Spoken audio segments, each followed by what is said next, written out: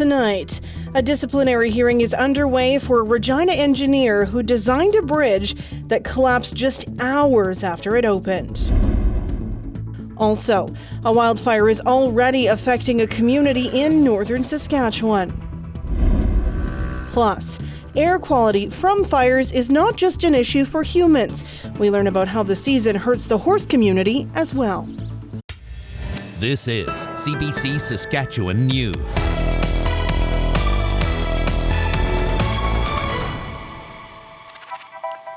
It is Monday, June 3rd, and the CBC Saskatchewan News starts right now. Good evening, and thank you for joining us. A Regina engineer is facing a disciplinary hearing regarding his involvement in the design of 6 bridge projects in Saskatchewan. One of those projects was a bridge that collapsed in 2018, just hours after opening. Adam Hunter has the details. Over the next few days, a 3-person panel will hear evidence and testimony involving the design of bridges of Regina engineer Scott Gulliger.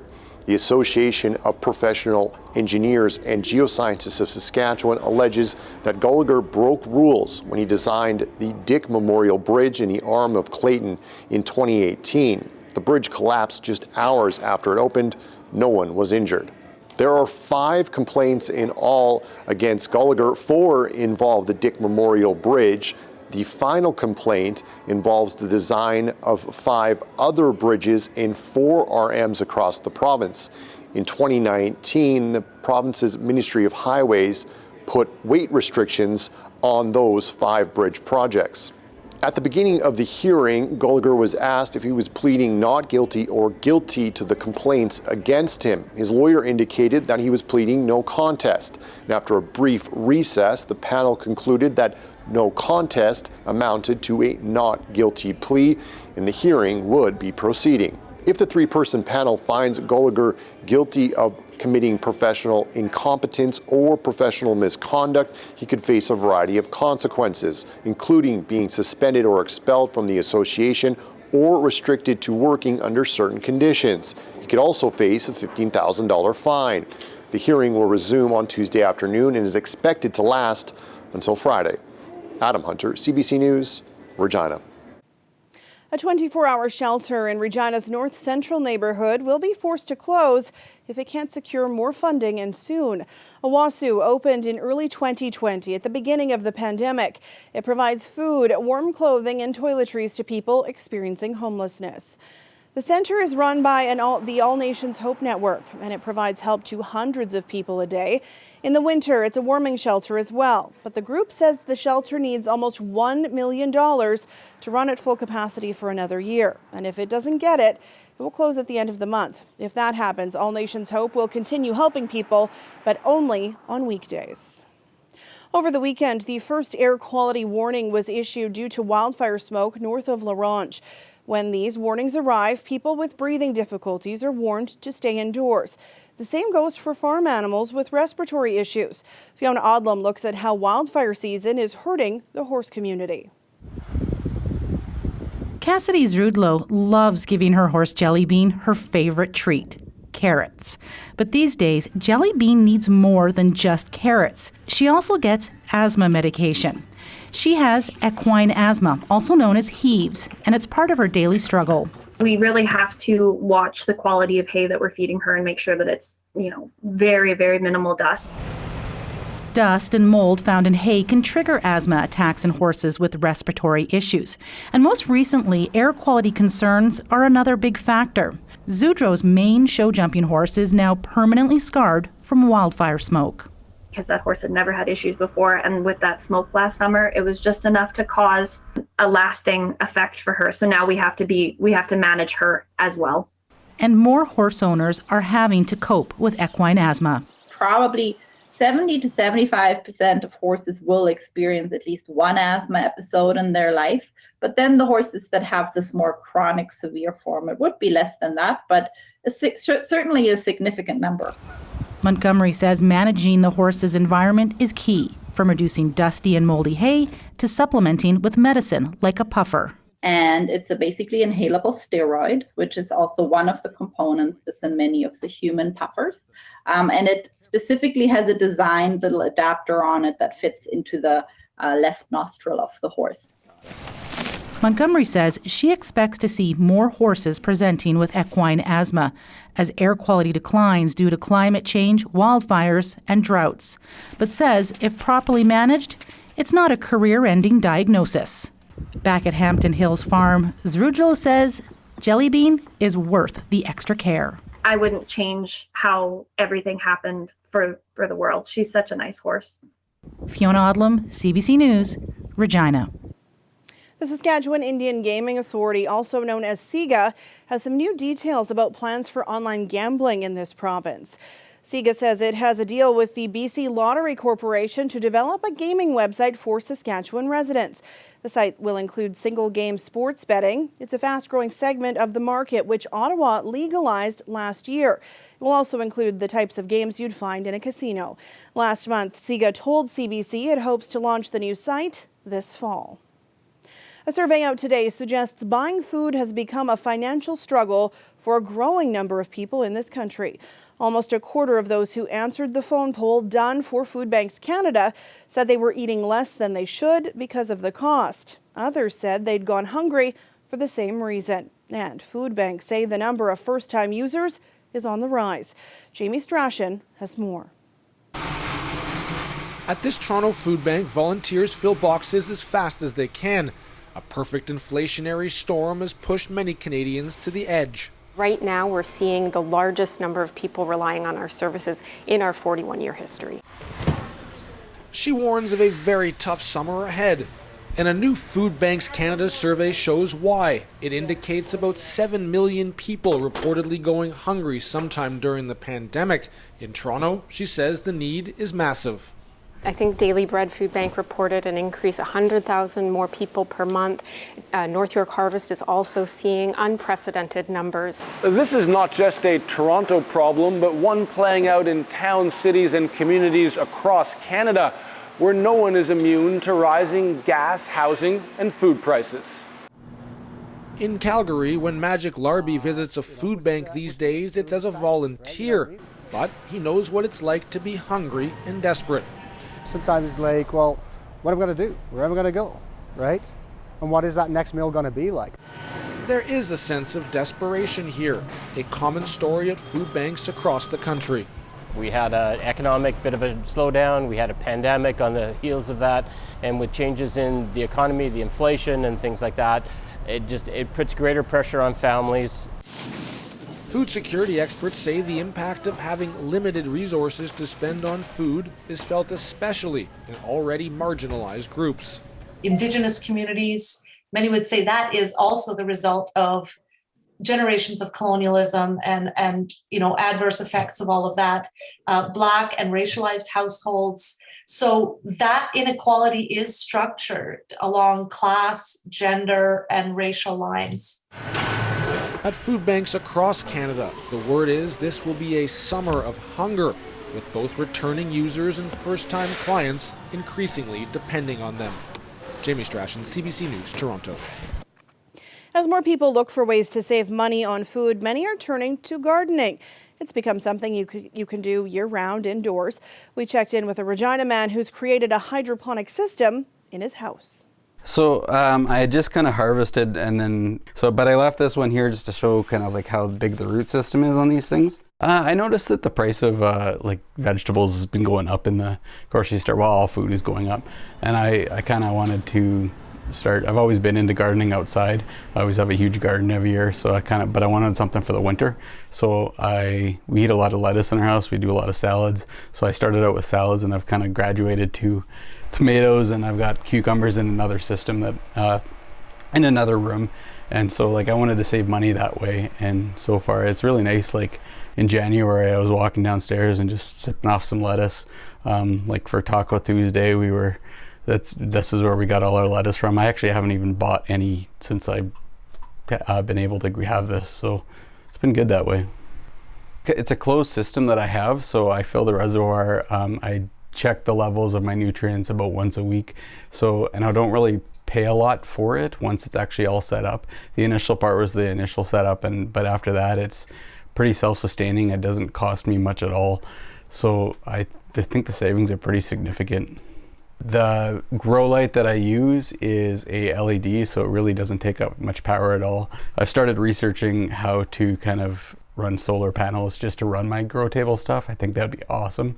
And then it's got like a pump, and then I also have an air pump that shoots oxygen into it with air stones as well. But they're really tiny, so they don't actually take a lot of energy. So this is my other system. I've got 4 buckets, and there's 2 plants per bucket. I've got tomatoes, I've got broccoli, and I've got cucumbers back here. It's kind of a little bit different because it's not just one tube, it's actually just a separate bucket. And then each bucket is filled with the clay pebbles as well. Same kind of system with these things, except they're a lot bigger. And then the water just goes down and then it drains out back into the reservoir. But these are probably about 3 or 4 weeks old, and they're this big already. I think my biggest expense is probably actually the nutrient solution, because you need to have some sort of new nutrients going into the system. And it does create, like I noticed that my lettuce, I can grow larger lettuce in this system than I can outside. Sustainability is extremely important, especially with climate change. I actually have a geology degree, so I do a lot of focus on glaciers, so I actually know that there's a lot of problems happening with the world, so I'm just trying to do my part and see if I can influence others to maybe start it up as well, because this system was really easy to go. It took me less than a day. A tale of 2 cities today in Regina. Lots of big white fluffy clouds, but as you can see here in Saskatoon, a bright blue sky. One thing the 2 cities have in common, the wind. What's to come as we head through the rest of your first full week of June? Ethan will have the scoop after the break. Stay with us.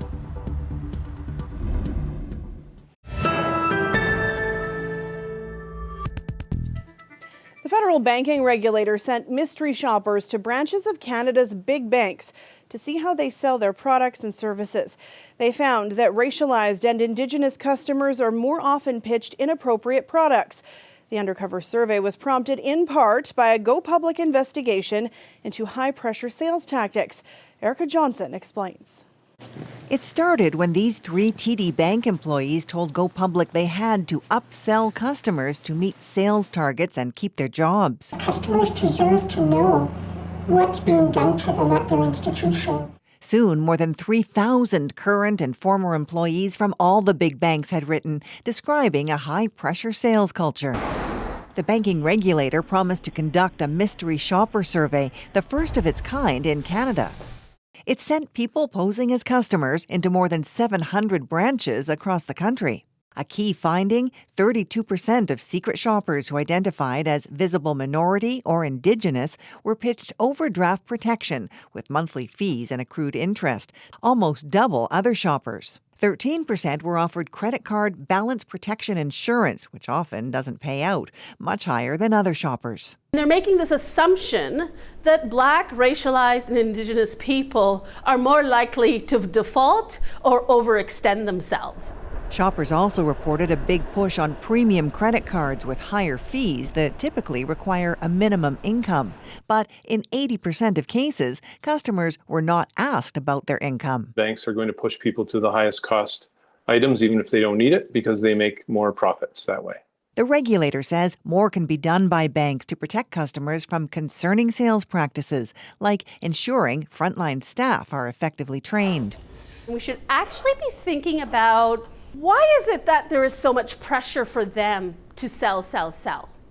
That it actually compromises the bank's integrity and commitment to taking care of the financial health of Canadians. New rules for the banks come into effect at the end of this month in an attempt to make sure customers are only offered products and services they need. Meantime, we continue to hear from bank employees who say the pressure to sell remains strong. Erica Johnson, CBC News, Vancouver. This weather update is brought to you by Capital GMC Buick Cadillac. The exclusive export event is back.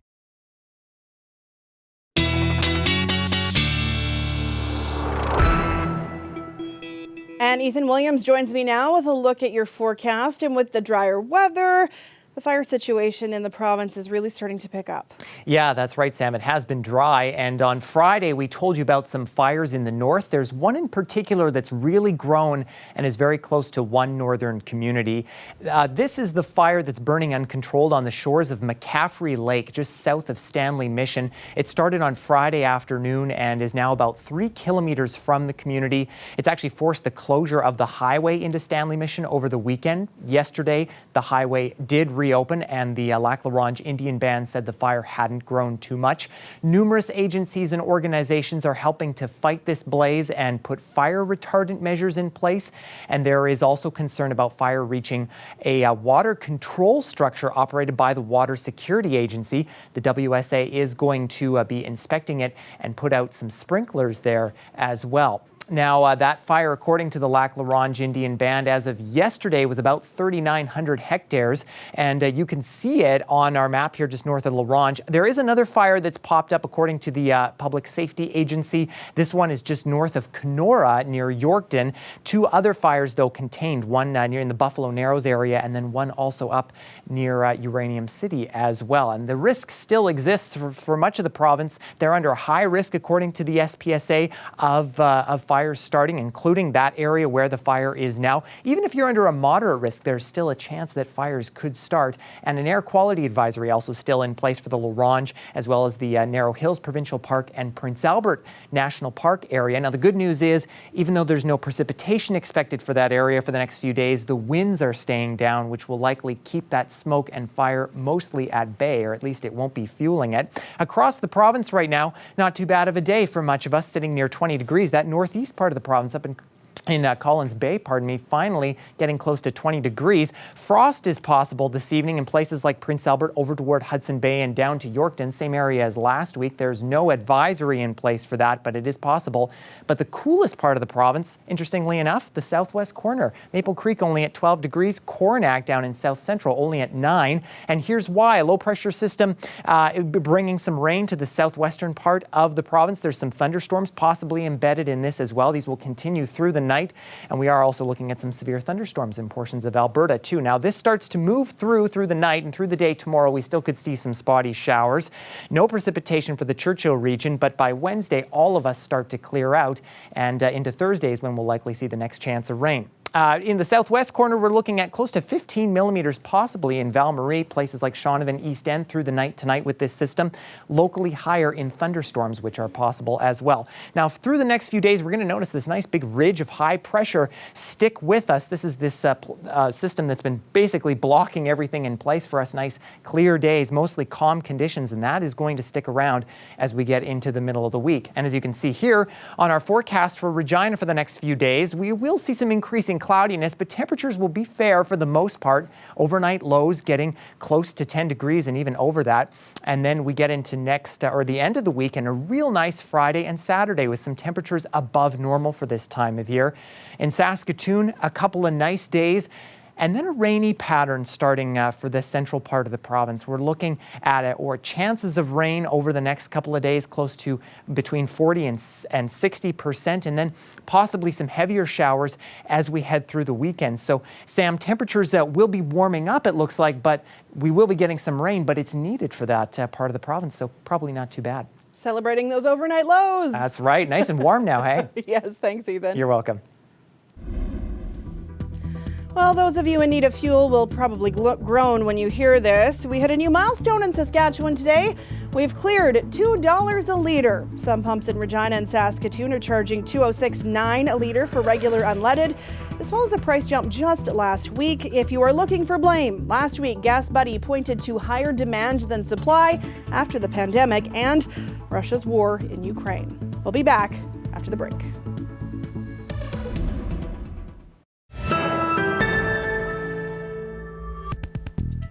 An Ontario judge outlined bail conditions for Canadian musician Jacob Hogard today, a day after the former Headley lead singer was found guilty in the sexual assaults of an Ottawa woman. He was also found not guilty of other charges involving a teenage fan. Hogard's lawyers said they would appeal the verdict. Eli Glasner reports. The latest development in the sexual assault trial that stretched over a month will see Jacob Hogard returning home to Vancouver, where he'll be out on bail awaiting the sentencing for the sexual assault charge a jury convicted him of yesterday. After 6 days of deliberating, the jury returned a split decision, finding Hogard guilty of sexual assault of one woman from Ottawa who was in her early 20s at the time, but acquitting him of sexual assault of a woman who was 16 at the time, and finding him also not guilty of sexual interference for an alleged groping incident of the same woman when she was 15. Hogard will prepare for sentencing in Vancouver, where he'll be subject to a curfew and there will be random compliance checks. Sentencing is expected in August. The maximum penalty for sexual assault is 14 years. Sunday's result was the culmination of over 40 hours of deliberations by the jury. Defense and Crown painted two dramatically different pictures. Crown calling the former musician a violent sexual opportunist. Defense saying he was candid about his lifestyle and sexual preferences. The jury had many questions for the judge as they weighed their options. Viewers probably have heard me bellyaching about how unusual it is that a jury is asking for a playback of everything, a redo of the trial that they just heard within a couple of weeks. This defense lawyer was surprised the jury essentially listened to the trial a second time during deliberations. Now, just for people to know, there's nothing wrong with that. It's kosher. They're allowed to ask for what they want, but usually it's a piece of evidence that they don't think they heard right, or they don't think they took down correctly, or something that one juror may be saying in the jury room, but another jury goes, that's not what they said. Instead, the jury used their time to re-listen to the testimony of both accusers, ultimately deciding that what happened to the woman from Ottawa was sexual assault. In a statement released this afternoon, Hogard said the case is far from over, while no word yet on whether the Crown plans to appeal. In the meantime, Hogard is scheduled to appear in court to address a separate charge of sexual assault from a woman in Kirkland Lake on August 4th. Eli Glaster, CBC News, Toronto.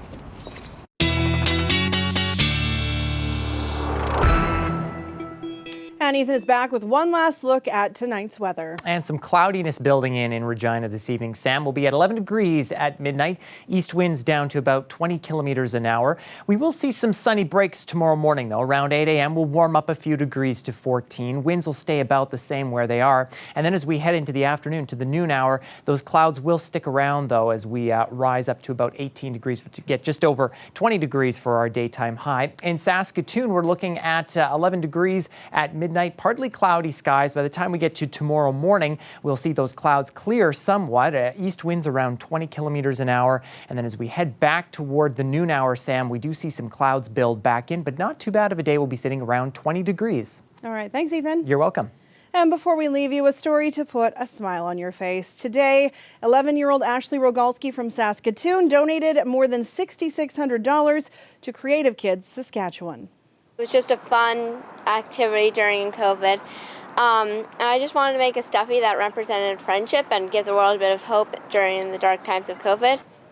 The funds came from the proceeds of peanut butter and jelly. That's the stuffy that Rogalski is holding. Her sandwich friends were one of 5 designs that won a global IKEA drawing competition in the spring of 2021. Each design was turned into a toy, which was sold last fall. Rogalski's was the only Canadian design chosen. She says she chose to donate her proceeds to Creative Kids because she won a drawing competition and she wants other kids to have the chance to be creative like she is. And that is it for us tonight. For news anytime, you can always head to our website, cbc.ca/Sask or Saskatoon, or subscribe to the CBC Saskatchewan YouTube channel. Glenn is back with more at 11. We're back tomorrow at 5:30. Thank you so much for watching and have a great evening.